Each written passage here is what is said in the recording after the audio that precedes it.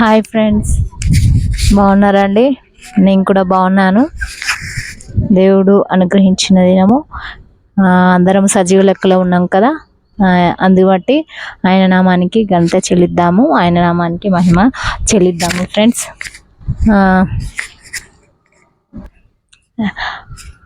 నేను క్షేమంగా ఉన్నాను కాబట్టి మీ ముందుకు వచ్చాను. మీ ముందుకు వచ్చే అవకాశం ప్రభు ఇచ్చాడు. ప్రభు నా వీడియో చూసే అవకాశం మీకు ఇచ్చారు అనుకుంటున్నాను. ఎంతమంది చూస్తున్నారో వీడియోని అందరితో ప్రభు మాట్లాడును గాక, అందరినీ యేసయ్య దర్శించును గాక అండి. ఓకే, ఈరోజు జన్మించిన బిడ్డలకు ఆయుష్ను ఆరోగ్యాన్ని యేసయ్య ప్రభు అయిన యేసయ్య ఇవ్వాలని కోరుకుందాము. మొదటిగా వీడియో చూస్తున్న ప్రతి ఒక్కరికి షలోం అండి. దేవుడు మనందరికీ సమాధానం కలగజేయను గాక. ఈరోజు మన ప్రభు అందరికీ క్షేమమును దయచేయను గాక అండి. ఫస్ట్ టైం వీడియో చూస్తున్న వాళ్ళు వీడియో ఎండింగ్ వరకు చూడండి. మీకు నచ్చినట్లయితే లైక్ చేయండి, సబ్స్క్రైబ్ చేయండి. మీకు డౌట్లు ఉన్నట్లయితే కామెంట్ చేయండి. ఓకేనా ఫ్రెండ్స్, ప్రభు వాగ్దానం చదువుకుందాము.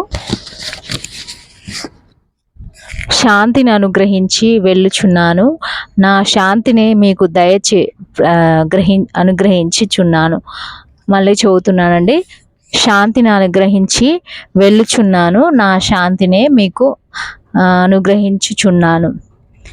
మంచి వాగ్దానం కదా ఫ్రెండ్స్, మంచి వాగ్దానము చదువుకున్నాం కదా. ఈరోజు మరి ఇది ప్రభు నాకు ఇచ్చిన వాగ్దానము. ఆల్రెడీ ఇప్పుడు లంచ్ టైం అవుతుంది. వాగ్దానం చదివినందుకు క్షమించండి. కానీ మనం రాత్రి వరకు మరి ప్రభు కృపలో భద్రపరచబడాలి కదా, అదైతే నిజమే కదా.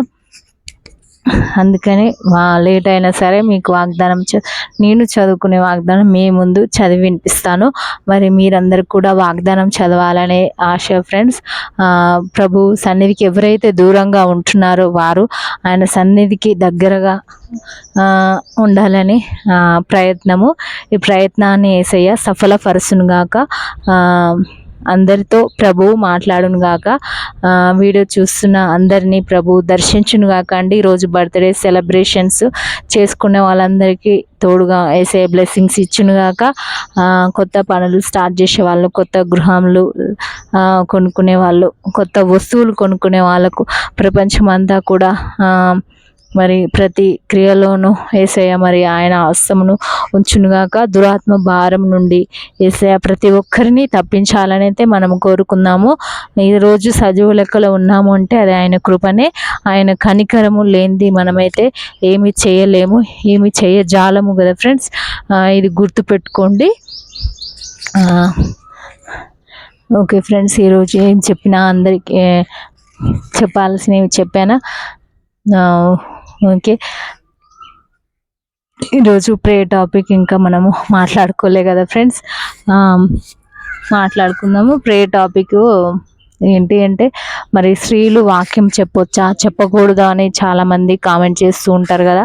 చెప్పకూడదు, అటు హక్కు లేదు అని అంటారు కదా చాలామంది పురుష అహంకారులు అంటారు కదా.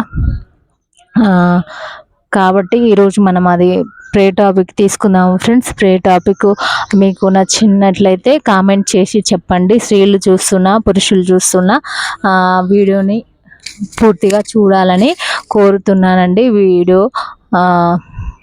ప్రభువు మిమ్మల్ని దర్శించును గాక, మీతో మాట్లాడును గాక. వీడియో చూస్తున్నది ఎవరైనా సరే ప్రభు యేసయ్య మాట్లాడును గాక అండి.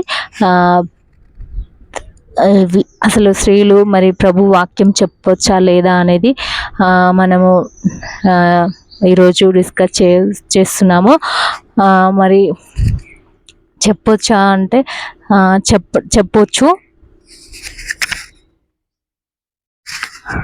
చెప్పొచ్చు అనమాట. అంటే అది మనము ప్రభు గురించి తెలియజేయాలనుకుంటున్నాం కాబట్టి చెప్పొచ్చు. ఇతరులకు భయపడడం ఎలాంటివి చేయకుండా నిర్మోహమాటంగా చెప్పొచ్చు. ఎంతమంది కామెంట్స్ పెట్టినా ఏం చేసినా కానీ మనము ప్రభు గురించి చెప్పాలి అనుకున్నప్పుడు, మనలో ఉన్నప్పుడు స్త్రీలు ఎవరైనా చెప్పడానికి మరి ప్రభు మార్గాన్ని వెంబడిస్తున్న వాళ్ళు చెప్పాలి.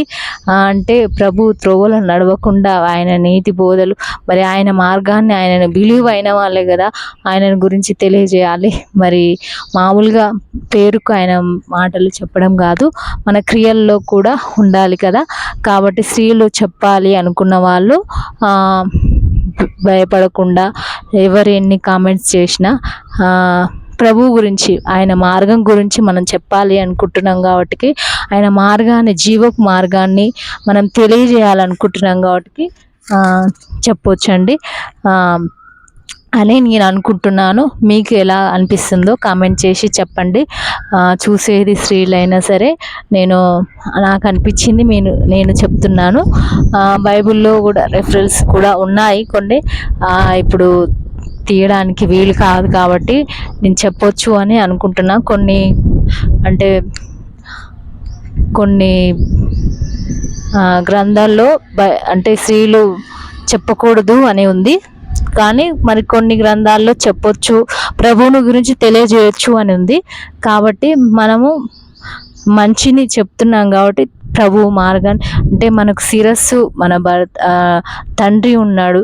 తండ్రి తర్వాత మన స్త్రీలపై అధికారం ఇచ్చింది మన భర్తకు, తండ్రికి ఫస్ట్ తండ్రికి లేదా భర్తకు. ఇదైతే అందరికీ తెలుసు ఫ్రెండ్స్. మరి కాబట్టి మనం వారిని మించి చేయకూడని పనులు ఉన్నాయి, కానీ ప్రభువుని గురించి చెప్తాం కాబట్టి చెప్పడానికి ఆయన నామాన్ని గురించి కనపరచడం అది ఆయనని ఎంతో సంతోషపరచడం కాబట్టి ఆయనని గురించి యేసయ్య గురించి చెప్పడం చాలా ఆనందకరం ఫ్రెండ్స్. మరి ఈరోజు మీకు ఎలా అనిపించింది ప్రేయర్ టాపిక్ గురించి కామెంట్స్ చేసి చెప్పండి. ప్రభు మిమ్మల్ని దర్శించును గాక. Okay, God bless you friends. Bye అండి.